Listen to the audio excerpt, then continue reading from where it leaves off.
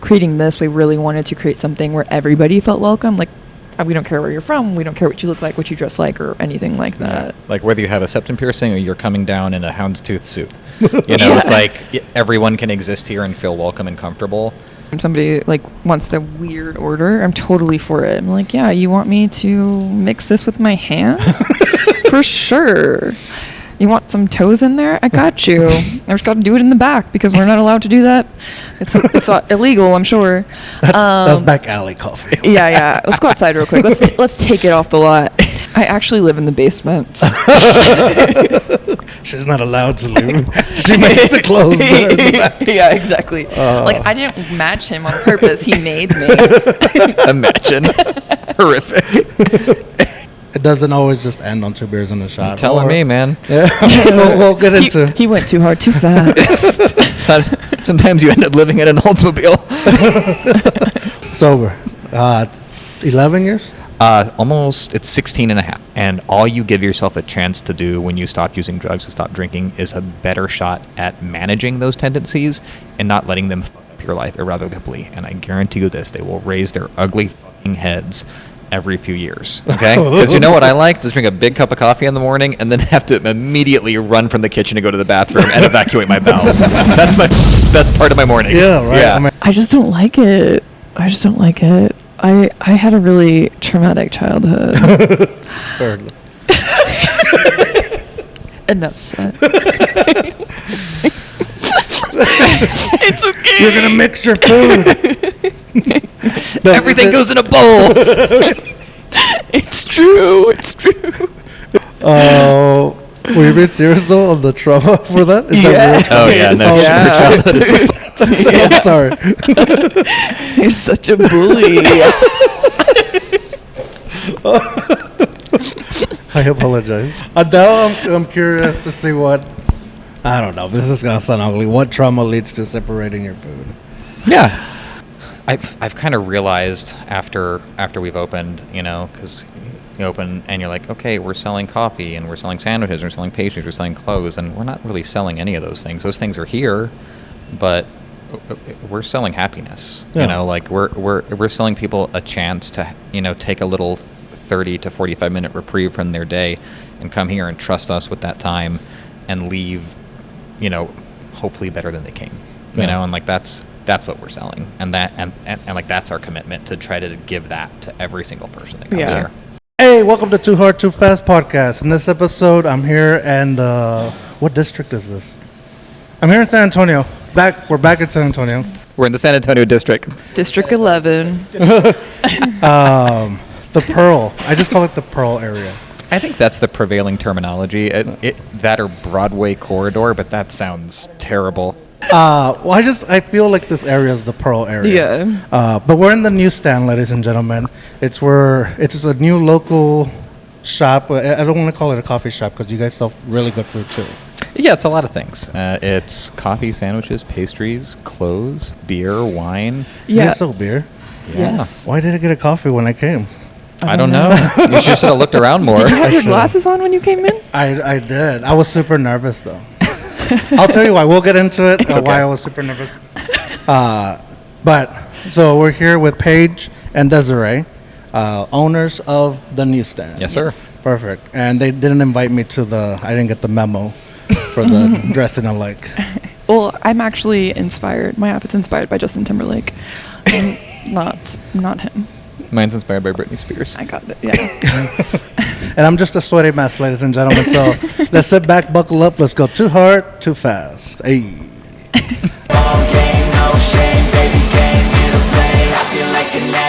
Hey, this is George. This is Paige. This is Batman. And we're going too hard, too fast.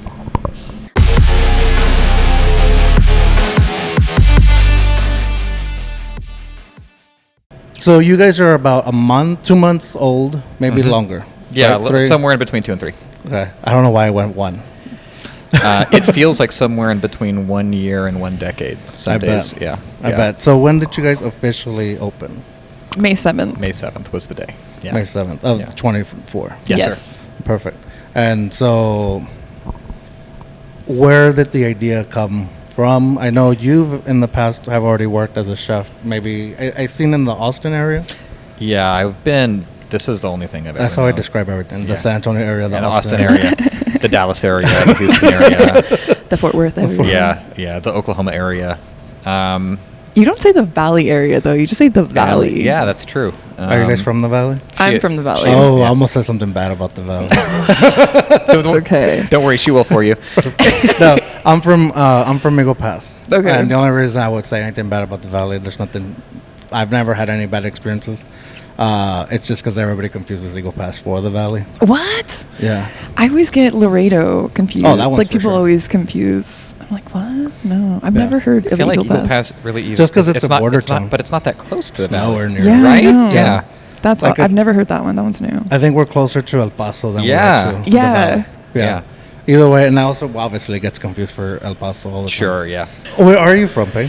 Oh, God. I was born in Atlanta, grew up in New Mexico, and then kind of bounced around a lot in my middle school years, bounced around a lot in kind of like post-college years, trying to find where I belonged. And then I landed in Austin because it was an easy landing spot at the time, and that was kind of like an up-and-coming food city.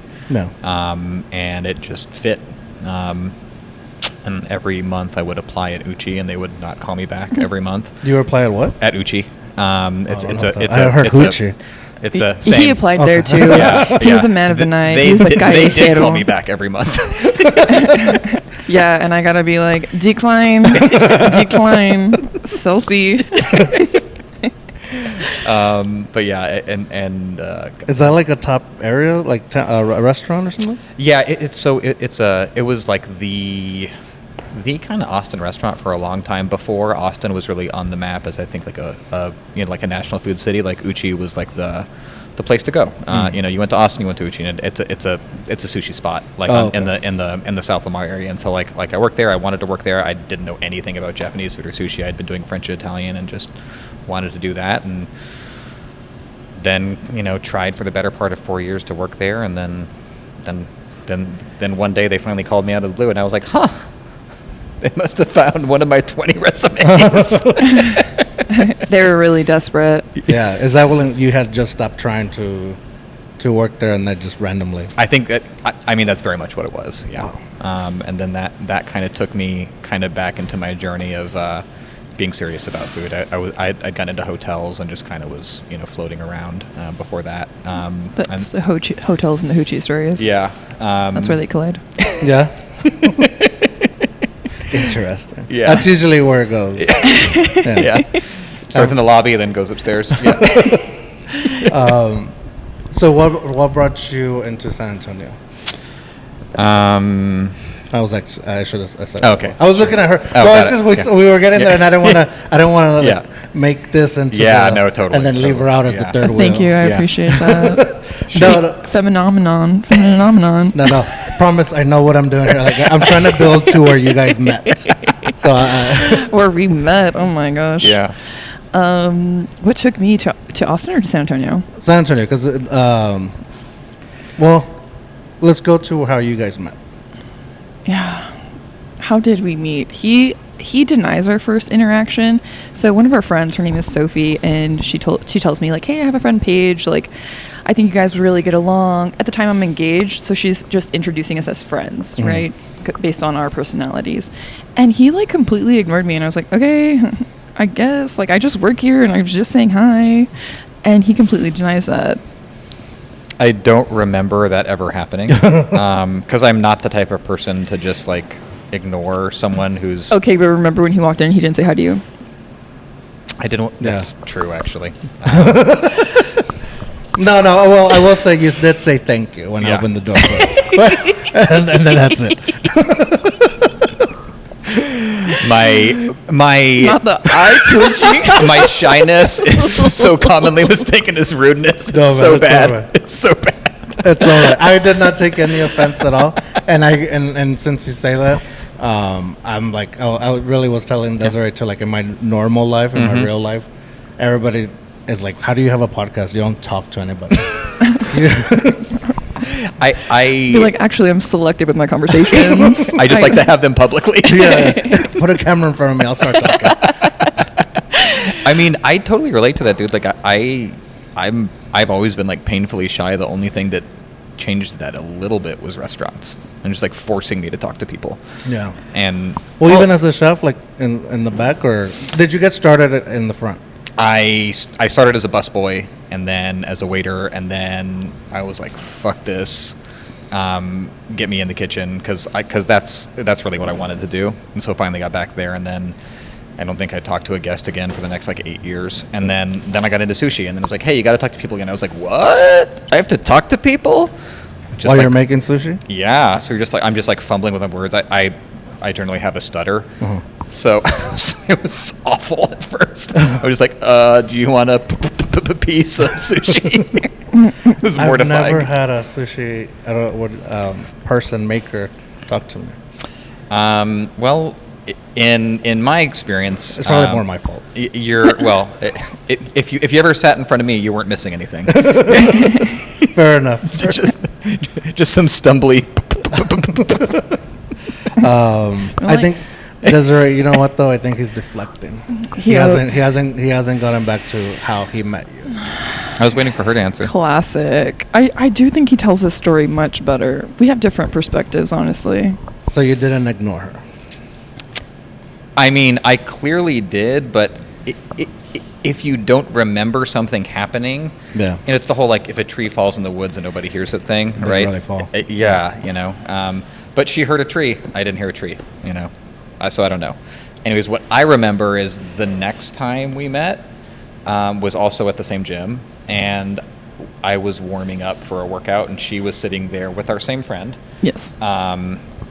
And I was making fun of myself about how I was going to do in the workout and my form and stuff, and she agreed with me making fun of myself. And then that was kind of the extent of our interaction until we ran into each other at the next gym that we were both members at. Does that feel accurate to you? Yeah. Yeah. Yeah, and like Paige, you know, he was never. I mean, obviously, I know him now, and like my perspective of him has completely changed. But like, look at him, I was like, ew, no. Where's the culture? Where's the spice? It's not in those blue eyes. It's not there. Yeah. So sometimes when he would talk to me, So one time he said something like, "Oh, Dez, how tall are you? Like, what kind of height would you date? Or like, what interests you?" I was like, I don't know. Stop. Nobody. I'm like 5'7". Oh, I'm a little taller than that. So, because I was going to say, both of you are tall. Both of you are tall. Yeah. Which I quickly gauged when you first came to shake my hand, and as he ignored past me, I was like, man, both of them are tall. You're going to remember that ignoring forever. No. I know, it's my fucking social trademark of just being afraid to talk to people. It's like the amount of times in my life that I have to socially recover from my shyness is fucking awful. Yeah. You're like, what the fuck is this guy's deal? I'm just afraid to talk to people. There's so many times I've gone back to and apologized to people where I'm Dude, like, I did not mean to not say good morning to you. Yeah. I'm not a morning person. Yeah. Or I don't know you. So I'm just not a person is my problem. Somehow I ended up in the restaurant business. Yeah. Oh gosh. But now as a chef, do you really have to, other than like the people working around you? A lot, actually. Really? Yeah, it's really, I would say I went from being like a heavily introverted person to being kind of like 50-50 now, where like there are some days where I actually get like a lot of energy from like being out here and interacting with everyone. There are other days where I just like I need to go home and lock myself in the room in the dark and just like get ready for the next day. But it's a mix of both now, whereas like 10 years ago it was just like terrifying to go and talk to any guest about anything at all. Like, hey, why don't you go deal with that? And I'd be like, how about instead I just go lock myself in a dumpster? Because that sounds way more enjoyable than talking to another human being about a possible problem they may have. That's interesting. Whereas like now I'm like, oh, I guess that's a problem. Let me deal with it. Yeah. That is very interesting. I guess because like the general perspective as a customer or somebody seeing somebody else that has a business, it's like they're very outgoing or totally. But more often I'm seeing that that's not the case. I think you have Yeah, to because be I'm not extroverted. at all. Yeah. Wait, that's sarcasm, right? No, she's I'm like really not she's extroverted. 90% introverted. Yeah. I did not gauge that at Yeah. all. Yeah. Yeah. The only thing that gets me like through Because it. I was gonna say then she's your perfect compliment because she seems like she's very. No, I'm much more extroverted than Yeah. she is. Oh, wow. I would say if I'm 50-50, she's 80-20. yeah. Yeah. Yeah, I'm not extroverted at all. So how'd we meet? I feel like you tell the rest of it. You're better at it. I'll interrupt because I know you're not going to get it correct. Okay. Deal. Maybe we should not go there. So we were at our old gym, and I kind of like I recognized her, but like we did that thing, you know, when like people do that thing where they know each other but they don't say hi. I do it all the time. Same. I was doing In it on fact, I just did it purpose. to you. Well, true. No, this is how bad it is. Like, I'll come back and be a customer here, and I'll pretend I don't know either one. Like, this never happened. I'm just like, this is like, it's been so bad sometimes too, where like other places, I'll send my wife in. Like, can you please just go? Like, I just feel can't do so it. nervous. Like, Yeah. it's like, but I thought you guys are friends. Like, we are, but. But not today. I can't do it. I just can't please. So they pretty much ended up finding out that's what I was doing. They're like, we know his order. Here you go. I love it. Yeah. So we did that for like a couple weeks, Yeah. and then was I the first one to say hi? Yeah. Yeah. We were working out and he was like, good job on your workout. I was like, obviously. Duh. Like, Always. And we just kind of had like small talk for a couple weeks after that, and then she went to do a competition in Dallas with some folks from the gym, and when she came back, I had like, you know, kind of watched it on Instagram, and I realized how much she didn't post about it, which, like, you know, generally means it went one of two ways, right? Really well or really poorly. And I am not good. Like, so this competition was a team competition. I'm not a good team player per team. I never played any team sports. I like individual things. I prefer to work solo. Yeah. You know, and if I lose, it's on me. If I win, it's on me. So I have a really hard time if I lose, like, in a team, because I'm just like, what? Yeah, I know. Yeah. I'm kind of the same way, even though usually I'm the one, like, overthinking things and making it worse. Like, I try to do, like, math on situations. Like, the other day I was playing kickball, and it was just stupid fun, obviously. yeah. Highly 30-something-year-old guy. Yeah. You know, clearly we're not playing for money or something. I mean, you could play for money. Well, You know, I guess so. put $20 out there. You Right. know. Well, we weren't. It was just supposed to be like a Team building building kind of thing. Yeah. But I took it so competitive, and then I got mad when I got like I striked out, and I was like, well, how do I get a strike out in kickball? Yeah. So I did. And the next time I was like, okay, if I kick it this way, this guy's gonna catch it. But if I kick it over there, that person's kind of short. It's gonna go over their head. And I could not make it in that direction. I was like, it's the angle of my foot. And so the whole time I'm just getting angry at everything, at the whole environment, and I'm no longer having fun.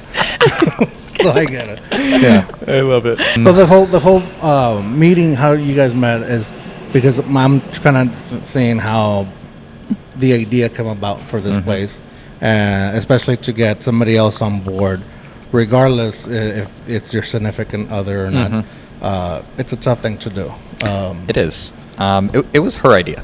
Oh, good. Yeah. He says that. Okay. He says that. We were walking down the river one night. We go for walks or runs on the river. We live like 2 blocks away, and so that's one of the reasons that we wanted to like live and work in the area, is just to kind of have that ability to have a life on foot. You know, we both have spent so much of our life in cars, commuting, and just like sitting in traffic, that we wanted to like not have that existence. And so we're on a walk one night, and we're just like, what do we want to do? Like I was doing my job, she was doing her job, we were working opposite schedules, and just being like, what are we doing this for? And she was like, well, we could do a coffee shop. And I was like, yeah, let's do a coffee shop. So my complicated ass, I went and like did all the numbers. That's kind of my thing. And I was like, we have to sell more things than coffee to make it make sense financially, right? And so then came the challenge of how do we connect that to things that we really care about and are passionate about. And so everything you see is a connective tissue between those two concepts, right? Like a viable business model, but things that we are really passionate about. Yeah. And that reflect like our respective backgrounds and things that we can stand in this space and be like, we love all these things. So whose is the clothing store in the back? That's both of us. Clothing area. Okay. Yeah. It's both of us. Yeah, that's I would say like a really good reflection of like a 50-50 effort, Nice. Yeah, it's a really good sense of style over there. Thanks, man. I don't know if I can pull it off. I would definitely. I don't know if I can pull You it can off. put it on. I don't know, maybe.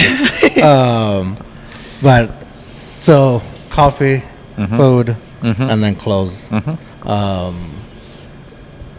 How do you guys decide between what goes on the menu and what doesn't? In any case, coffee or food. I think for food, that is definitely more Paige's, wheelhouse. I am a chicken nuggets and French fries person, so I am not of any help there. I try to take a two-pronged approach, and it's a little bit of a moving target right now because we're so new from a food perspective. Like we're learning about who our regular guests are more and more as we kind of mature into a steady business. And so my goal is always like trying to understand like what kind of guests I see more of, who comes in most frequently, and how we can get to a point of real consistency there, and then make decisions that we are inspired by, that are inspired by local ingredients that connect to that group of people, right? So when we were thinking about what we wanted to make and what we wanted to create, for me, what is very important is community and everybody feeling welcomed and invited. Because I've been like growing up like in the Valley, there's a lot of places and definitely a lot of families and stuff where you're not accepted pretty immediately, like whether it's like, oh, you want your hair pink, like we don't do that here, like you can't do that, you can't wear baggy clothes because that's for boys, or you know what I mean, stuff like that. So creating this, we really wanted to create something where everybody felt welcome. Like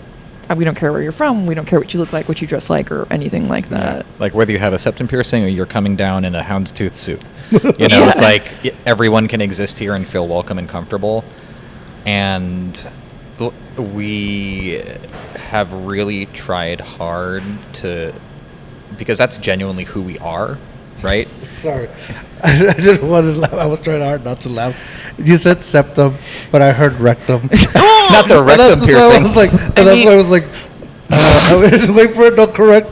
And then I couldn't hold it in anymore. Sorry. Also same. Yeah, regardless, if you have one of those too. Yeah, harder to see unless you're wearing a certain style of pant or skirt. Yeah. It might be a food health, code. Yeah. Yeah, definitely. More so because never mind. But no, and I that's where I want to say is like when I first walked in, and this is also gonna go to like why I was so nervous when I first came towards like saying hi to you. I came in and felt comfortable almost immediately, and I think I was kind of pre-notioned the area too, like oh, is it gonna be fancy? And I was bringing in like a few friends, and I was like, are they gonna like it? Are they gonna judge it? And so the whole thing, and we walked in. I was like, oh, this is nice. This is real nice. It looks fancy, but it's like cozy.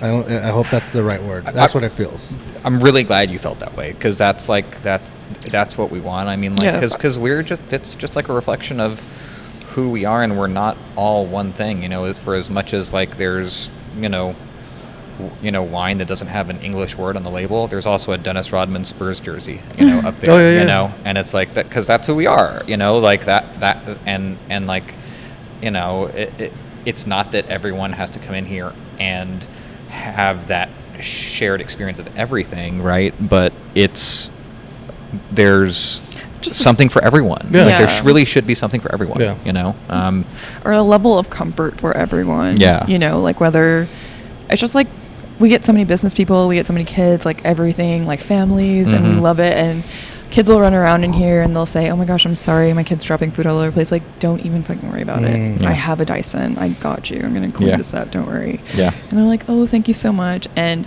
My kid will clean it up. yeah.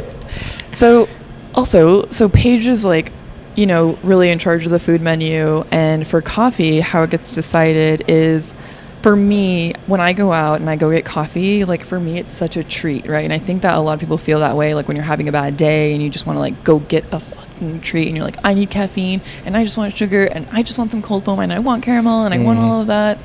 So that's how we decide like what we put on our coffee menu. And we have such a great team. They are all so creative and have super amazing ideas, especially with the syrups and like ratios and all of that. So my focus, or team's focus at Bar, is how do we make this sweet treat so like feel so wonderful when you come in and you're having a bad day, you know, because there's so many times where you go out for a sweet treat or like even just a coffee and you're like, yes, it's gonna be everything I want, and it's like, I'm drinking dirt and I don't want it. I don't want this having dirt. a bad day. My day is dirt. I'm dirt. Yeah, it's like, and I can't call my mom because she sucks. I feel the same way with coffee. More on the end because I would love to like sometimes just like I'm just gonna leave work, just in the middle of the day. I'm gonna as soon as I leave work, right? As soon as I leave work, I'm gonna go have 2 beers and a shot, and I'll be good. But then it's like no, because you know obviously it doesn't always just end on 2 beers and a shot. You're telling me, man. Yeah, we'll get into. He went too hard, too fast. Sometimes you end up living in an Oldsmobile. We'll get into it. I know we spoke about it off camera. Yeah. But since that's not always the best choice, you know, coffee is the second best choice to me, or maybe should be the first choice. Definitely the first choice to right. me, because again, I'm not like that Oldsmobile is in the past. Sober, it's 11 years. Almost, it's 16 and a half. Oh wow! Yeah, I 16 and a half. from your last. Yeah. place. Yeah, that's why you messed up at the kickball game. Your math wasn't accurate. Always roasting. Yeah, that was true. That was true. We got 2 ovens in this restaurant. Which by the way, when I walked in here, I saw at least 2 or 3 influencers, like big time San Antonio influencers, having coffee here. Oh, really? Yeah. It was pretty cool. They follow me, but it's one of those like we follow each other, but we don't talk to each other. Yeah. Why do we do that as people? I don't know. I We mean, need you to did it to stop. me when you walked in. I know. I need to stop. I need to stop. I hate it. I hate it about myself. I won't bring that up again. He I'll didn't bring it up. He stop introducing himself to me. No, he kept but- going. That's why we're here. So he's not. He's lying. That's a partial lie. Oh. I feel like you were pretty complicit. You know, like you know. No, I wasn't. It was. I actually live in the basement. She's not allowed to leave. She makes the clothes there in the back. Yeah, exactly. Like, I didn't match him on purpose. He made me. Imagine. Horrific. You better wear this shirt. Blink twice if you don't feel safe. Oh man. But I will say the same thing. I know I brought it up again, but when I first came in, I also pretended we didn't know each other, even though you had followed me for a while. But I was like, I'm not gonna say hi. That's gonna be weird. Like, I feel weird. Like, just because I feel like, well, I feel weird in general. But I would think like, oh, he's gonna want something for free. He's saying hi. That's the only reason he's here. He's following. Which is not the case. I feel like. Oh, that's so funny. I think that Paige and I actually, I don't think we have like any kind of preconceived notions of people. No, I really don't. We don't. We just kind of like, it's so weird. We're mostly just like out in the universe vibing. Yeah. And just like, and are just so excited to like meet new people and vibe with new people. Yeah. It's like there's no like. There's no judgment. No. We don't assume anything. It's like, oh, cool, rad, yeah, let's hang out, let's be friends. Yeah. It's really that simple. Yeah. You know? That's awesome. It's really that simple. And then, I mean, the flip side of that coin is like if something weird happens between me and someone, I'll totally overthink it to death for anywhere from 3 months to 3 years. Oh, yeah. 100%. Or for the rest of my Same. life. Same. but that's the only time where I overthink or overanalyze. Like in new interactions, I'm just like, yeah, like I'm the most trusting and open-hearted person, because like what's the opposite of that, right? You presume everybody has weird intent or wants something from you. That's too many thoughts to have. Exactly. There's too many thoughts. Something that someone said to me a while back, and it didn't stick with me right away, but like years later, it like hit me like a fucking ton of bricks. And was like, well, always give everyone the benefit of the doubt until they prove me wrong, and then the next day I'll wake up and give the next person the benefit of the doubt again. Yeah. You know, because living any way else is like especially joyless. You know, it's like because then you're just walking around assuming people are like have an angle on you. Yeah. And like you're focusing on all these things that aren't actually benefiting anyone. Yeah. You know, and you're creating a lot of stories. Yeah. It's weird. Like, I guess I ride the line between that. Mm-hmm. I respect everybody initially and feel like they are a good person, regardless if I know you or don't. But I don't fully trust until I live by this: respect is given, trust is earned. That's fair. I should probably be more prudent with my trust. It's frequently proven to be misplaced. Yeah, but I don't know. I don't. It's who I am. You know. I mean, there's been so many times where she's been like, I don't know about that person. I've been like, it's fine. Then like 6 months later, I'm like, yeah, you were right. Yeah. You were right. Yeah. Like 100%. You know? Yeah. Yeah. I'm pretty trusting, like with new people. But if I get like a weird vibe, I'm like, nope, Yeah. we're not doing it. We're not doing it. Yeah. That's accurate. Yeah. Yeah. What would be like a weird vibe like that's for sure a closer, like a no deal? A no deal. I don't Like in general, just like no, you're not like if you're doing business or No, I know. it's more like friend or no friend. I read body language a lot, and I studied body language in school a lot. So for me, it's like a person's body language. Like somebody can be saying something, but their body's saying something different, and that's what like will throw me off. I'm just like, I don't really know if you're telling me the truth, and I'm not going to just like accept it. Yeah. Yeah. Do you read text messages over and over to analyze them? No. Do you? I don't read them over and over again, but I think about them over and over again and wonder. So what was the meaning behind, or why are they saying this? Yes. Well, sometimes I will say something because I don't really have much of a filter. Like I'll just say things because I'm just having genuine thoughts. I'm not trying to be mean or anything. And he will tell me like, hey, what you said is kind of weird and kind of mean. And then I'll think about it over and over and over again. I'm just like, I tell her this. She, for all of her many talents in the world, of which she's amazingly good at almost everything that she does, the two things that she's bad at is like modulating the volume of her voice. She will think she's whispering and she is almost yelling. I think I'm doing a pretty good job with this mic. Okay. You're doing very well. But I'm assuming you get louder. Yes. I have the problem where I get lower. Yeah. And I'll think I'm super loud. I'm like, can I get this?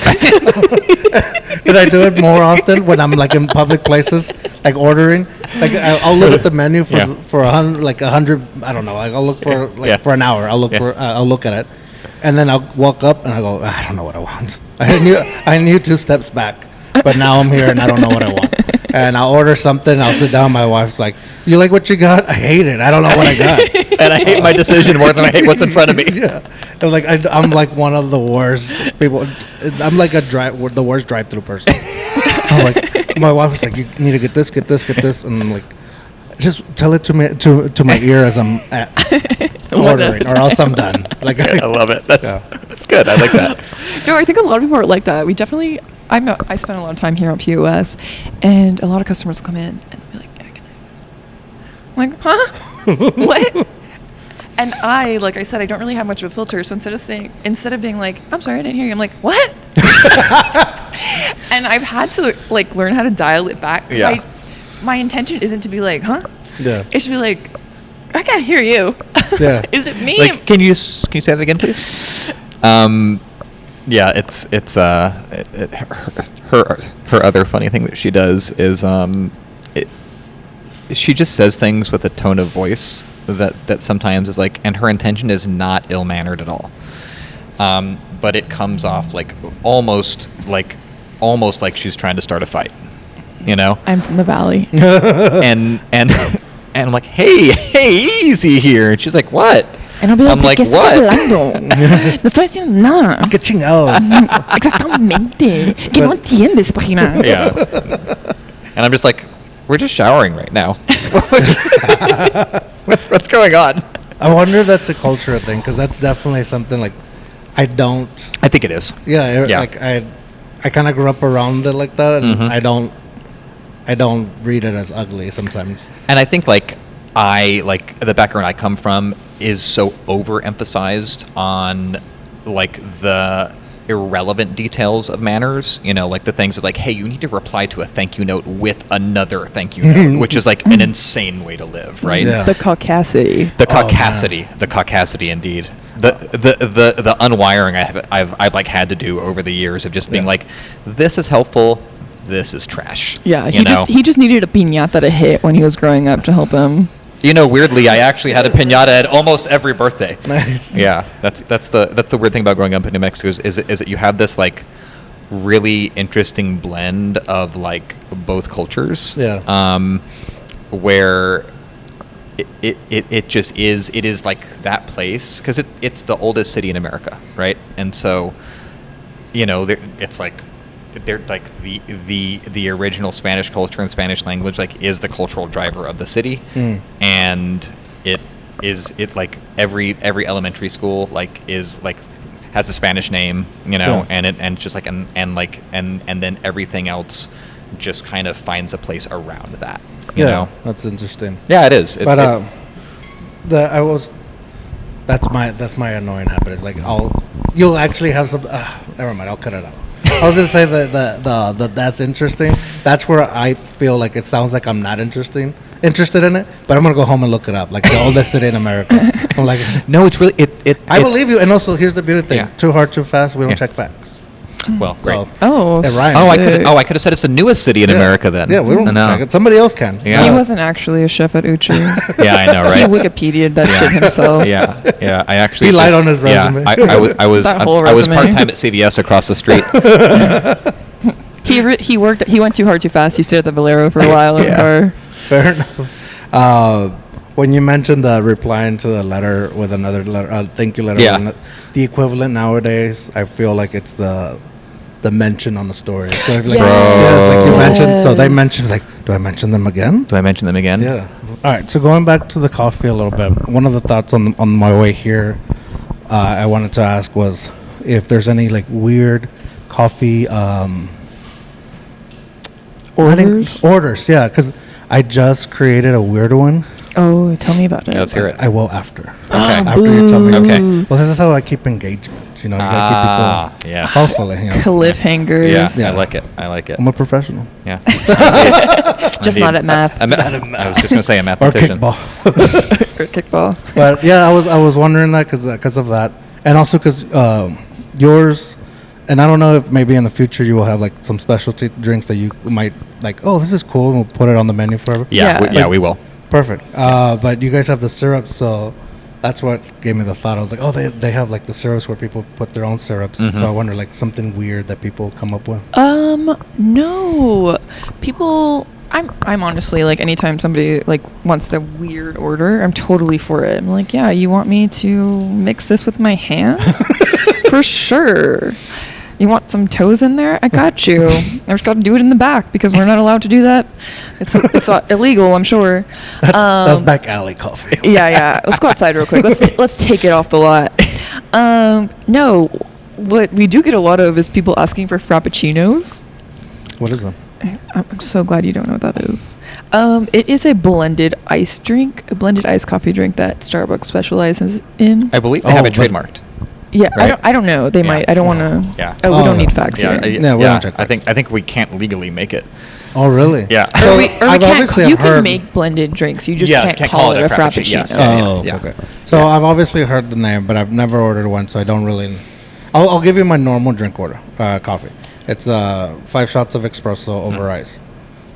Killer. Yes, and then I'll sip on that all day. Oh my god! way- Do that you way- shit yourself? No, I think it's the milk that makes you. Are you Get the sure?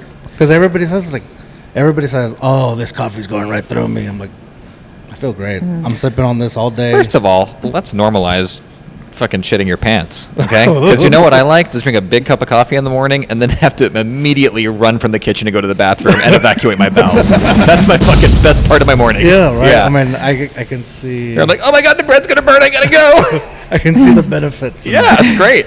Come back 5 pounds lighter. Yeah, exactly. That bread I work stays faster. burning. My pants fit better. But I feel lighter on my toes. but yeah, no, I don't. I just. But most people, when I say that order, they think I'm gonna kill it within the hour, which I don't. Like it literally will. Yeah, last you're me, sipping on it. Yeah, Yeah. from 8 to like 4 or 6, right? That's actually right, really right as soon as impressive. I'm getting to the bar for Yeah. 2 beers and a shot. Good for you. Dang, Good for you. bully. Just kidding. Um, Oh shit! No, that was messed up. What? Did you say "damn bully"? Is that what you said? I said, "Damn boy." Yeah. Oh, I heard "damn bully," and then you looked at Paige. I'm like, look at that. I was staring at. Sorry, I don't mean it like that. No, you're good. I'm at POS very rarely, but sometimes I'm there. The only thing that I try to like steer people away from is when they try to put things in matcha that Yeah. I feel will mess up matcha, or because we sell macchiatos and we do traditional macchiatos, which are like yay big. Yeah. But like they're used to the Starbucks macchiato, which is a latte. You can get a venti one if you yeah, want. Yeah. yeah. And so there's the I think you want a latte, and 98% of the time they're like, yes, that's what I want. Or they're like, well, actually sometimes they're just like really stubborn, and then you give them the macchiato, and you'll be like, hey, this is it, and they're like, and you like see the thing, but they're like, no, I'm not willing to. Yeah. Like I'm not willing to just Be wrong. admit that the thing I want is what you're trying to give me. Yeah. And so you're like, all right, well, I've given you an escape route here. Yeah. And you're committed to this weird macchiato experience that you totally don't want. So you give them the macchiato and you just watch them kind of look at it and be confused. So that's a whole thing. Yeah. Right? And I would be one that says, I would not say that I'm wrong. Like, that's exactly what I wanted. I wanted a shot of this coffee. Yeah. But yeah, the adding things that are like not great in matcha to matcha is something I try to like steer people away from. And it's generally like a novice coffee drinker that is just like, they just want something sweet, light, and yummy to pick up their afternoon, right? And so you just got to like, hey, like, let's get you into a lavender and honey situation with your that's good matcha, stuff. and like not put chocolate and sticky bun syrup in there. That's going to be bad stuff. Okay. That's going to taste like grass and mud. Because matcha's supposed to be healthier, right? I think it just tastes like grass. I wouldn't say it's healthy or unhealthy. I think 'cause that's I'm the unaware. trend. I think that's how it started. It's like It's green. somebody famous was drinking it, and they're like, this is healthy. That's how most Part things of the start. group. Yeah. The goop. Yeah. I blame Big Matcha, which Big is owned by Matcha. Big Pharma. Yeah. Yeah. Yeah. Matcha and Ozempic, they're right in the same way. But no, I mean, we have, I think, a pretty like, we don't get too many crazy things. And I think the things that we do get are generally things that people actually know exactly what they want. Yeah. And they're like, okay, like that's a lot going on, Yeah. but like conceptually it makes sense, Yeah. where like you don't have to like jump in front of a train and be like, no, I'm not going to let you do that to your stomach today. Like we're not going to do that. Yeah. And that's good that you educate people on that, because some coffee places, when you don't know, they're like, do you even drink coffee, bro? Yeah. Like, Yeah, how do you and, not like, know? That's so No, I unfortunate. hate And I that think about the when we coffee wanted business, to man. create this and like create community, and have people feel super comfortable coming up to the register and like saying, I don't know what I want because I've never drank coffee. Like I don't drink coffee. I'm not a coffee drinker. And I think we've done a really good job doing that, because even when people don't know what they want and we give them like, hey, I'm going to shoot my best shot and like I'm hearing you out on what you like and I'm going to give it to you. And even if they come back there, they are okay coming back and telling me, hey, I want more syrup, or like I really like this, I want a little bit more of this. So we don't get any weird orders. We do our best to meet people where they're at and provide them with what we think they'll like based on what they're telling us, and make them feel comfortable enough to come back to the register and say like, hey, I think I want more of this or less of this, or can I try something different? Nice. And I'm not going to shame them, be like, oh my God, you made me make you a whole drink and you don't even want any of it. And we're like, no, let's fucking throw it away. Let's find you what you want. Yeah. That way you can go in confidently to any other coffee shop and you know like, hey, I like the latte and I like this milk and I like this syrup and this is why. Yes. Yeah. And you know that like when you come here, we're going to get you what you want. And like, I don't know. I've kind of realized after we've opened, you know, because you open and you're like, okay, we're selling coffee and we're selling sandwiches, we're selling pastries, we're selling clothes, and we're not really selling any of those things. Those things are here, but we're selling happiness. Yeah. You know, like we're selling people a chance to, you know, take a little 30 to 45 minute reprieve from their day and come here and trust us with that time and leave, you know, hopefully better than they came. You know, and like that's what we're selling, and like that's our commitment to try to give that to every single person that comes here. No, that's perfect. And there's a few other shops around San Antonio that are as friendly, and I strongly support that. Yeah. Versus the ones that are like, you know, kind of snooty and expect you to know coffee when I'm like, no, I don't. You know, and that's okay. You know, like not every. I mean, I think it's a really interesting expectation. If you just look at it from, you know, like if you go into, you know, a Nike store, they don't expect you to be a sneaker expert, you know? They're supposed to help you find what you're there to, you know, like hey, I want shoes. I think I might want to run in them. A comparison would be probably running shoes, because there are some prestigious, like, or little snobby running, like, little like, stores. Yes. And like, oh, you want running shoes? What are you running?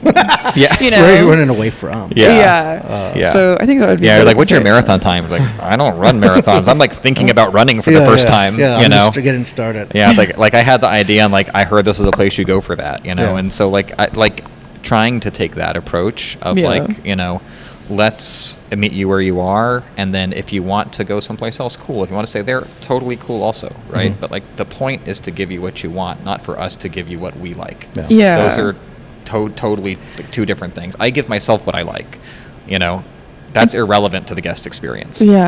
And to give like people a positive experience, right? Because like you said, you don't really like getting off and like you get nervous, or like, you know, just so like people like you like come in and like, let's figure it out and it's gonna be okay, and like we can have anxiety together. If you cry, I'll cry. If you don't like your drink, I'll take a sip and I won't like it either. I'll say I did it wrong, you know. So yeah, that's what I focus on here at the bar and at POS, you know, making people feel really comfortable, really welcome, really, I guess a really inviting experience, like just like you said, like cozy and like you're home and you feel safe. Now I'm going to hit you with my order. All right, let's go. All right. I don't know if you guys have, but recently I did this. I started calling it the dirty hibiscus. Okay. So it's hibiscus like, from a tea bag. Yeah. Steeped. Yes. And then once it is, drop in 3 shots of espresso. How does that go? I don't know. It was so good. Really? Yes. It had enough of like the hibiscus flavor. Was it sweetened at all? No. I don't. I try to stay away from sweets. Okay. Even though it looks different. But you can say yes. Oh my god. There's a million ways to get calories in the world. Body shaming. Okay. Sorry, I will body shame myself all the time. But I've said this many times on the podcast, and whoever keeps coming and listening, they're like, "Fuck, stop saying that." The way I get myself into working out, like before every workout, I look in the mirror and go, "You're a fat ass piece of shit," and then that motivates me and goes, "Boom, I'm there." But that's me. That's me. That's not me calling somebody else that. That's me calling myself that, which helps me get in there. I mean, whatever you got to do. Yeah, man. You know, whatever you got to do. I feel like maybe some therapy would help. I even made stickers that says FAPOS. That's amazing. I have some. I could give you one. Please do. Actually, Please do. I'm going to put one on my knife box. You'll be part of the fopples. Yeah, hell yeah. Not the fopples. I was telling, I was working with one of our our opening team members a few days ago, and I was telling him about the days where like I was still using drugs and like I used to smoke crack, and he was like, "What?" I was like, "Oh yeah, nothing gets you ramped up to get some crack like doing a bunch of coke, because then you have no inhibitions. Then you're like, let's go get some crack." And it sounds like the best idea, right? To have a couple whiskeys and go straight to crack, your inhibitions are raised, right? Yeah. But when you're really high as a fucking kite, get some crack, right? Anyways, he was like, "Well, you were probably like super snatched at that point, right? Like Not super the snatched. Yeah, and what does that mean? Hold on, I don't know what that It means Ozempic queen. like super thin, like Oh, okay, skinny. okay. It's Yeah. giving Khloe Kardashian. yeah. And I was like, actually, quite the opposite, sir. I had a donut and a pair of tits around my fucking midsection. Like, Dang. because at the end of the day, right? Because you eat afterwards. Or- Yeah. Okay. I would consume a ton of liquid calories and scotch and whiskey, right? And then after a 3 or 4 day bender, I would just pound Dominoes for 3 days, The cheese sticks and the cinnamon sticks and the pizza and the wings. It was ugly. Yeah. It was ugly. It sounds delicious, but I can see how It and then like all of that stuff ends up in like a growing pile in the corner of your apartment. It's not great. Yeah. It's not great. It's a weird smell. Yeah. And so that was, you said 16 years ago. Yeah. It was 16 years ago. February 20th. February 20th, 16 years ago. Where was your mindset then compared to now? Besides, like, obviously the mindset is the next score probably.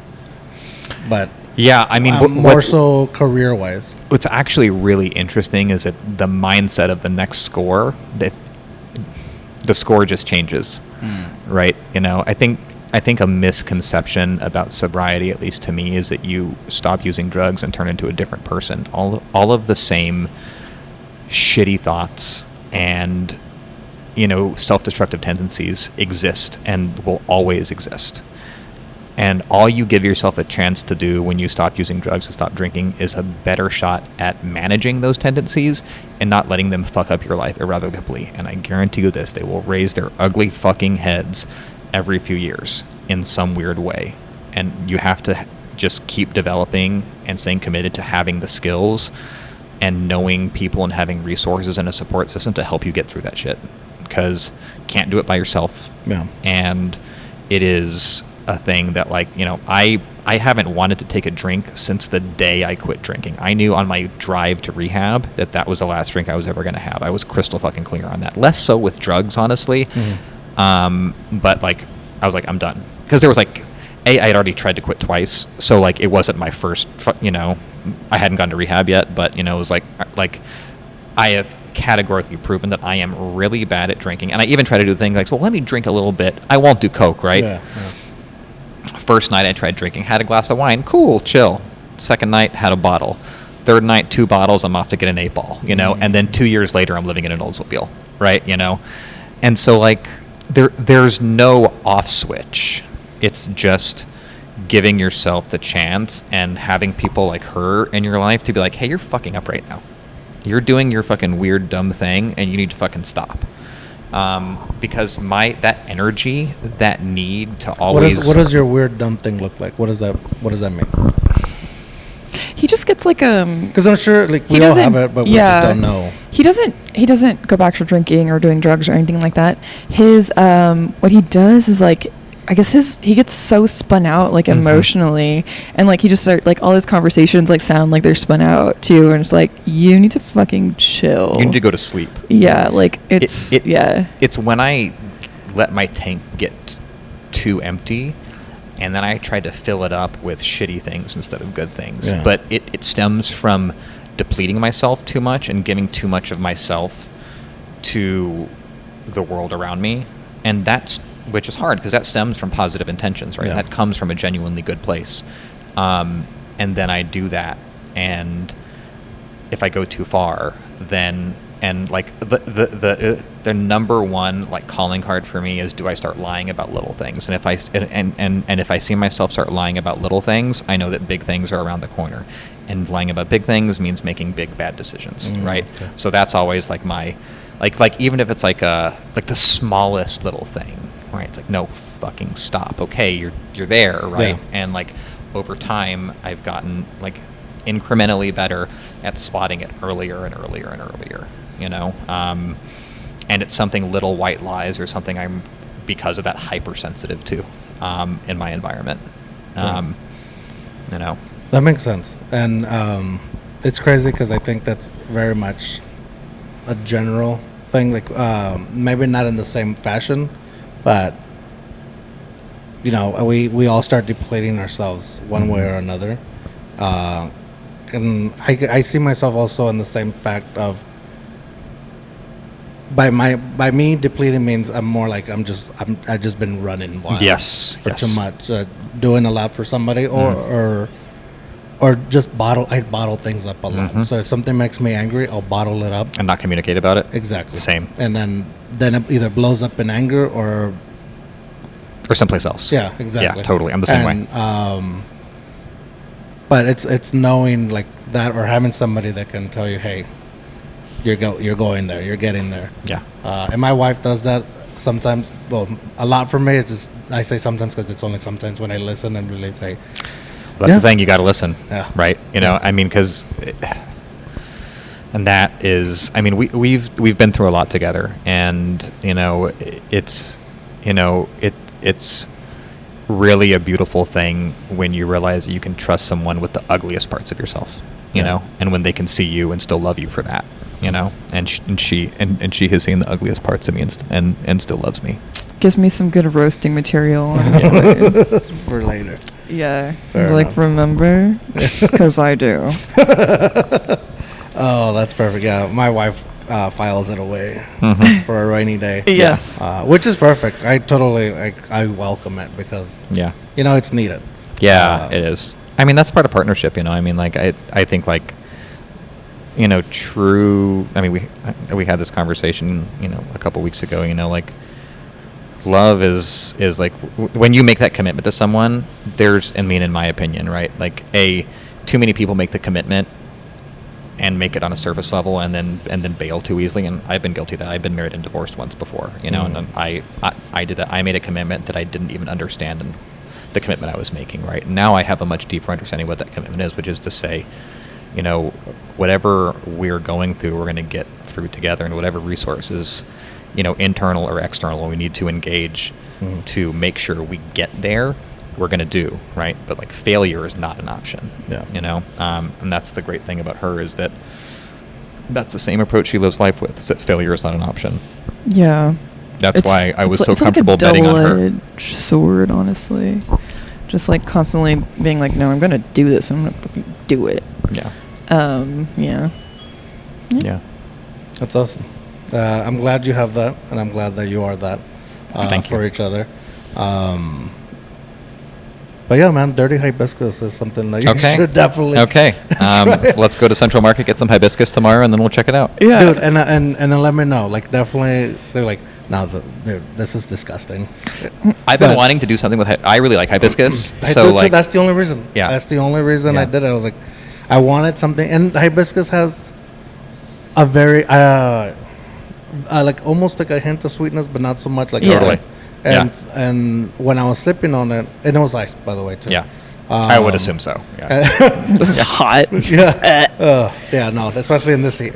But as I was wait, you're not a Hispanic who like eats sopa in the summer, like some caldo? No, I grew up like that. My parents would always make like, you know, it's boiling hot outside. Yeah, you like come in from playing outside, your face is all red, and you're like, is the food ready? They're like, yeah, ahí está la sopa. We made caldo de pollo. Like, and then they're like, I put a lot of chili in it too. I'm like, no, definitely not. But I am a Texan too. I'll eat chili. Yeah. When it's like super hot outside. Yeah. Like, I can definitely come in and have a bowl of chili, and then just like sweat. I can do a chili dog in any weather. Yeah. I'm like, he's a hot dog person. I am. I hate it about myself. It's so ugly. So ugly. It's so ugly. Having a kid, it could be because you have a kid. I don't know. But I like hot dogs, but not to where like, oh yeah, hot dogs are gonna be my thing. It actually is a kid thing. You're right. But it started with. He's trying to. No, I just realized because I never ordered them before. I would get him for him when he was like 3 or 4, right? And we would like get takeout from a place. Like, hey, can I get a hot dog? I goes, yeah, bet, you know. And then like he would get him a couple times. Like, that looks kind of good. I'm gonna get 2 glizzies next time. That's so ugly. No. That's so ugly. But no, dirty hibiscus. I suggest All right, it, and then let me know if it sucks. But it smelled like coffee, tasted like hibiscus. Interesting. Okay, cool. Oh. That's really interesting. The fact that you get two different experiences on the nose and palate. That's cool. That's cool. Yeah. I've only had it once. Okay. So I'm really selling on it. But I've only had it So once. like He's like, you want to know what my weird order is? But I've only had it one time. Well, it's because I've been dying to do it again, and there's only been one place that I've had it from. Yeah. We'll do it, but you got to come in and order yourself. Yeah. Oh, I'll do it. Oh, You gotta bring us I hot see. dogs. So I can't send my wife in and order. You'll know it's for him, isn't it? And I'm going to make you talk to a stranger. I'm going to send one of the other baristas and be like, go take his order. And you're just going to From be the like, truck. I'm like, no. Windows locked. I have a question for you. When did you land on your set coffee order? Like, at what point in life were you like you like went on your coffee journey and then you're like, this is my order? At what age? The 5 shots. The 5 shots, yeah. Oh, And what was your drink age? before that? Like how'd you, like what was your journey to get there? Oh, that's interesting. I've never thought about this. I started doing the 5 shots after I watched some YouTube video or vlog by some comedian. And he's like, "Oh, all these drinks or whatever, they got so much milk and sugar. Like this is why I've been getting fat." And so he just my go-to now is 4 shots over ice. It slowly melts the ice, so it takes away the bitterness, and it tastes perfect. And I like bitterness over the sweetness. oh. Perfect. So, but my extreme mind was like 4 shots. I need 5. I relate. Go with 5. I'll put it in a Yeti or in an Arctic or something that's going to slowly melt the ice, so I don't get it watered down too much. And I'll sip on that and get more bitterness then. That's crazy. That's where I landed with that. And Yeah. really enjoy it. And I judge places by it. It's actually that's the other place I was going to go. Is it actually is a really good metric to judge the quality of coffee by, because it's like, are you pulling good shots, and The beans and is your ice good, and are you using filtered water in your ice? That's a whole thing. I grew up on unfiltered water. So did I. I grew up on well water. I got that water hose. Like I grew up in the county where it's just like that shit's got dirt in it. I may not be able to. Well, I was gonna say I may not be able to judge whether it's good or not. It tastes like ice to me. Yeah, but like, does it taste like the manguera, or does it taste like from the fridge? But for sure you can from the fridge. I think it's funny. Like some people, I'll say, oh, my wife. I would want to. Some people. She'll judge the water. So she'll judge the ice coming from the fridge. But she won't the water coming from the fridge. I'm like, it's made from the same water hose it's connected to. She's like, no, but it's been sitting there. I was like, okay, that makes sense. Dry aged ice. Yeah. And it makes sense. Wait, see, I'm already backtracking because I know I gotta go home. It makes sense because you never know what people put in their fridge and it just sits there. And Oh no, it's whatever. totally. Yeah, they let it cook. Yeah. Don't get mad at me. But that's how I do judge places through their espressos. Yeah. But before that, my journey to coffee, it was specialty drinks. I cannot, for the life of me, know what syrup I want in my coffee. Yeah. Too afraid to ask. So, I think that's what I would just get their specialty drinks, and I would judge it with sweetness. And I had a friend that worked at a coffee shop. I won't name it. Well, you already threw Starbucks out there. Yeah. So I didn't want everything there is like super sugary. Yeah, totally. Chocolate and caramel, and I can't do that. So I would tell him, can you make me something that is good, but not so sweet? Yeah. And then when he stopped working there, I just stopped drinking coffee again. Interesting. Yeah. Yeah. No? Well, I didn't have any coffee until I met Paige. Yeah, I actually got her on coffee. Yeah, like I was never drinking coffee. My wife just recently, I would say between a year and a half, she just started drinking coffee. Yeah. Like being a coffee, what is I don't want to say a snoot. That's not the right word. Coffee Enthusiast? maybe. Yeah. Kind of Like what sewer. Yeah. Maybe, yes, Yeah. there you go. Like where she's starting to judge coffee. Yeah. To words like before it's like, I don't want that, I'll get a tea. Yeah. And so now lately she's been getting into it. Yeah. Well, she's understanding coffee. She's not Yeah. judging it. She's Or like, now I'm just making her more and more tired, like just putting up with my stuff. They want hot dogs again. Fucking give me a coffee then. Yeah, pretty much. So how did he get you into coffee? he just started making coffee for me. It was selfish. I slept over at his apartment after he was like, I don't like people sleeping over. And he was like, I don't like cuddling. Literally, Accurate. yes. Yeah, accurate. And then in the morning, I had to go to work, and he's like, "Oh, I made you a cup of coffee." And then it was just like always a cup of coffee. He's made me a cup of coffee like ever since that day. Every day for almost 4 years. Yeah. Yeah. Nice. Even if we like had an argument, like he Like would to this day, still making coffee. We come here for our coffee. Oh, now. Yeah. Yeah. Fair Yeah. But like if we're off together, we'll come here for. I make his together. coffee now Yeah. I was trying to give you the because I'm sign a off. barista. Yeah. Fair enough. So wait, since you come here for the coffee, who makes the coffee? She does. I that. do. Okay. Yeah. So, okay, fair Yeah. enough, fair enough. And then I try to make her food, and she comes in. She's like, "No, I want to make it." From here? Yeah. Oh, okay. Yeah. I don't like my food to touch. Other foods? Oh, you're one of those. Yes, I am. Fair enough.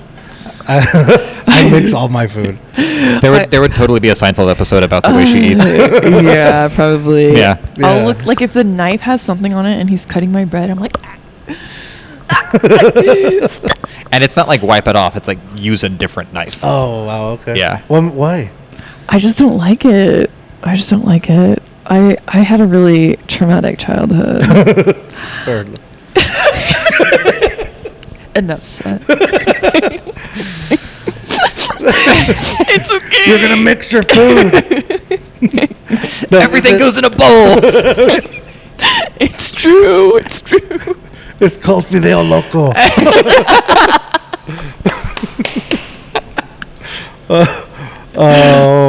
Were you being serious though on the trauma for that? Is that real? Oh yeah, no, Yeah. her childhood is fucked. I'm sorry. You're such a bully. I apologize. No, you don't. You're only saying it because it's on camera. You're glad it happened. You're preying on my downfall. Now I'm curious to see what, I don't know, this is going to sound ugly, what trauma leads to separating your food? Yeah. What trauma leads?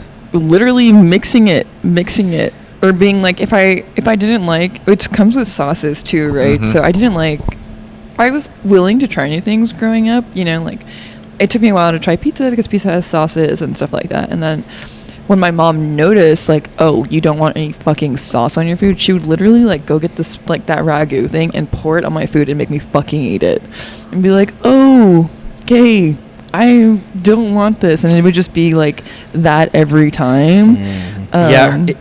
It like from the way, and I haven't met her mom, and that's a whole other conversation, but I haven't met her in years. it like her childhood sounds like fucking Navy SEAL conditioning sometimes, where it's just like exposure therapy in the most unnecessary fucking ways. It's it's like insane. I had a really, really traumatic childhood, like physical abuse, emotional abuse. So it was really important for me, like when we were creating this space, to be so inviting and so welcoming and so kind, because everybody is dealing like with their own issue for the day, right?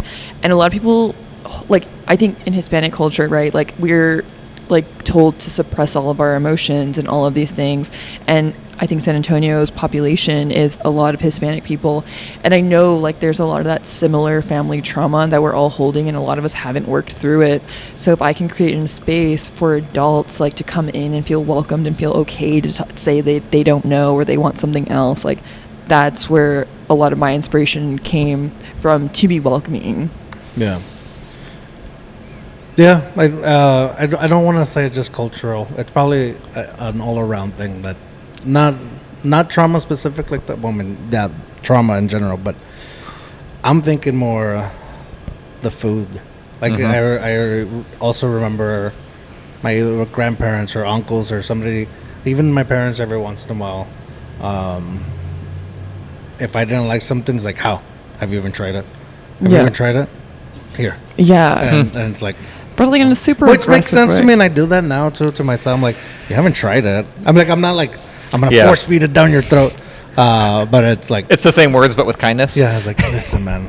Yeah, you gotta try at least everything twice.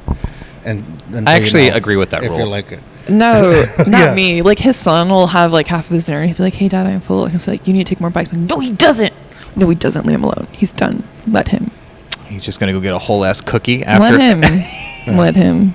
Yeah, I do. I mean, I like recently. I just apologized to my son because I did have that moment of like, I got upset because he was like eating his food fine, and then he was coming down to the end of it, and he took a bite and then spit it. I was like, bro, come on. And like I got after him. I was like, don't do that. Don't do that. You're wasting food. Mm-hmm. And then it's like, finish the last bite. And he's like, and I was like, don't. And then I realized, oh, you can't. That's ugly. Why would? Yeah. But it was like I was already in it. It's like, crazy how that shit's hardwired, right? Yeah. I caught myself because Paige would do that. When he didn't like something, he would like have that visceral response. And he was like 3 or 4, and like that's my son. We have the same name. Yeah. Anyways, I really tried to not name him that, but we just didn't have better It's ideas. Giving Junior. Yeah, it's Giving Junior. But I would do the same. Like I would do the same thing, and I was like, what am I fucking doing? You know, like just repeating. Yeah. Like why? Yeah. You know. Exactly. Yeah, But it's like it takes a lot of awareness. Yeah. Yes. Well. Yeah, but in the moment, sometimes it just doesn't work out, and that's Totally. What, you know. But I think about it for the next time. It's like it's not gonna happen again, and usually it doesn't. Like stuff that I see myself that I didn't like as a kid, like I won't. And if I do it once, like I won't do it again. That's rad, dude. That's awesome. Try. Yeah. You know, I'm still human. I'm still dumb. Well, but I mean, just having the awareness that like if I do something that I connect to my past and I don't want to repeat, that you don't repeat it, dude. That's fucking awesome. Yeah. Like that's awesome. Good for you. Oh, thanks. I mean, I tried. Again, still learning process. I have this horrible habit of making every mistake twice. Well, and that kind of it reminds me too, like the thing that I like just said, like try everything twice and then decide if you like it. Mm-hmm. Not with drugs. I always think about that. I'm like, it's like, what am I setting him up for? My dad said I gotta try everything twice. Yeah. You know, actually, I tried heroin twice, and I was like, no, it's too good. I actually shouldn't do this. It's one of the few good decisions I made with my substance abuse career. Yeah. It's like, no, this is totally I'll just lose my life. Yes. I was, I don't know. I mean, my personality is much more like, oh, let's fucking party, not let's, yeah. You know? Oh, yeah. That's just, how I'm wired generally. Yeah. Not me. Not you. I'm so trepidatious about everything, but I think that does stem a lot from my childhood. My mom was super abusive, definitely like a drug addict and all of those things. So I'm very careful about like what I do. Like I've always been like, okay, I don't want to do that. Like addictive personality. You don't want to end up like that. Run in my family. Like I'm not going to do that. Like it's crazy. Yeah. I mean, what's so funny is that and she only told me this for like 6 months ago, where she was like, yeah, I always knew I was going to end up with a sober guy. And I was like, really? He was like, yeah, totally. There's no way I was going to not. I was like, interesting. Which is it's like such an interesting thing to be aware of as a non-sober person, right? I was just going to ask like if you also, and like if you were sober as well or not. I'll like have a glass of wine or like half a glass of wine. I'm not much of a drinker. I saw a lot of ugly things growing up and it doesn't attract me. And I was with someone for a long time who liked to have, like drinks after work. And like, that was fine, but it just wasn't the life that I wanted to live. And then meeting Paige and knowing that he is sober and like he's gone through that experience and he knows like the negative impacts and like how it's not positive and like how it does affect your life. It like also just like as a thing, like I've dated all over the spectrum. of like sober, not sober, Yeah. like high usage alcoholic, everything in between, right? And I actually really didn't enjoy dating sober people, but like finding someone who was just south of sober was like, I was like, that's never going to happen. Yeah. Someone who has half a glass of wine every 2 months, like, who's that? It turns out it's her. Yeah. It's so weird to to have a I'm specifically. not saying that's weird. But like to have specifically that, to Yeah. have that specifically that relationship with alcohol, because then it was just too close to me, and I like, don't want to date myself. I can barely tolerate myself having another, because like the thing with alcoholics, we're so fucking self-consumed, that's the disease, right? And so having like another one of me, no thanks. Yeah. No thanks. Yeah. I know when we first started dating, I think I was like 6 or 8 months. I didn't drink anything. It was just kind of like for us to build trust and him to know, like, I am not insane. Like, because he didn't believe me. He was like, no, there's no way, like, you don't drink. And, like, there's no way you don't get mean when you drink. And I was like, I'm actually super nice. And I'm actually way nicer even when I do have a glass of wine. Yeah. So he was definitely shocked. Yeah. Yeah, and there's the thing, like, I'm really sensitive to the taste of it, right? So like when we kiss, like, there's the whole, like, wine doesn't really bother me. Any hard liquor, just like, Think it gets you going? no, Like wine? like wine, just like it doesn't make me feel one way or another, But like the smell of hard liquor on someone's breath, I find fucking repugnant. Oh, wow. Okay. Yeah, it's like so fucking off-putting to me, and that's probably from like being in like multiple relationships with alcoholics and just like having that like that like memory so No, poorly that's fair. attached to when I got sober, right? Yeah. So that's that. No, Anyways. I mean, that makes sense. So I was thinking like the smell or the taste. And that's why I guess most of us that are not aware or like hang out with people that are sober, most of the time that I've gotten what you said earlier is like totally fine with it. We can talk about it. We can, I can be around it. Yeah, That's totally. what I've noticed more often. Especially for somebody that's been sober for longer. Yeah, the first year I had a hard time, Yeah. but like I chose to move to Texas. Like, this is a drinking state, like of all the places to move to, like there's maybe 5 other places that maybe drink more than Texas, right?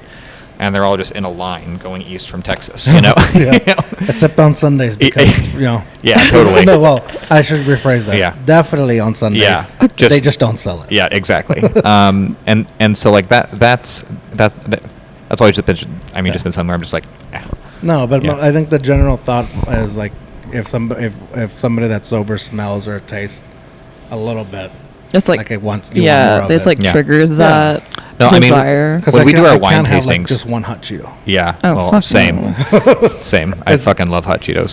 Damn it. I know. I'm actually trying to work on a hot Cheeto sandwich for an event we're doing in a couple weeks. I know. I It's say like that as I'm literally having heartburn right now. they do be giving some crazy heartburn though. Yeah, no, I try to avoid them just Yeah. because of that. Yeah, that's wild. Listen, I would love to. That one just died on me. Yeah. Well, there you go. Shit. Yeah, we're done. We need that one though. We can turn this one. Yeah. Want to do a little adjustment? We'll just do this. We'll close out this way. With all 3 mics touching. Here we go. No, that's gonna ruin the audio. Okay. But that was a funny idea. We can put our hands in there. There we go. Let's do it. Perfect. I had a great time. I would love Me to have too. you guys back on. If This you was guys great. want Yeah, we'd This love was to. awesome. Yeah, this was great. I'm a customer, and I'm gonna keep coming. Appreciate I'm that. gonna come for that hibiscus and order it for myself. He's just gonna park outside and try to order. Yeah, just yell it out. Just yell it in. Just place custom online orders from right outside the front door via DoorDash. he's gonna somehow get curbside even though we don't have it. I'm outside. I'm upstairs. So I would love to have you guys back on. This is awesome. I'm glad that we met. I'm glad that we're friends. Me too. I'm glad I'm at the bottom because my hand is super sweaty. Same. But with that said, usually we end with a too hard to fast story, but I think you guys both shared very touching and it's not touching. We're just touching. We are touching right now. Yeah. Aim in our feet. very emotional and heartfelt stories. Thanks, man. On that, and I appreciate that was shared. Of course. We had a lot of great laughs. Right before we go, where can people find you guys on the interwebs, on the internets? On the interwebs, you can find our shop at the Newstand TX on Instagram. You can find me personally on Instagram at des.rods if you want. And you can find me at Paige Presley, just my name, at Instagram. We are at the corner of Broadway and Josephine, 1900 Broadway, Suite 106, right adjacent from the world's best Valero. So yeah, with that said, remember, dare to be you, dare to be weird. Bye. Bye.